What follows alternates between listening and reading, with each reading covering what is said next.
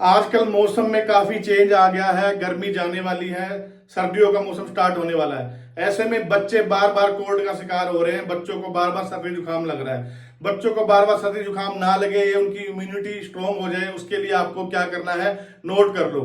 थोड़ा सा शहद लेना है और अदरक को तवे के ऊपर थोड़ा सा भून लेना है। छोटा टुकड़ा अदरक और शहद में मिलाकर बच्चे को रोज देना है 7 से 8 दिन तक। इससे बच्चों को कोल्ड कफ की शिकायत दूर हो जाएगी। जानकारी अच्छी लगी तो शेयर जरूर।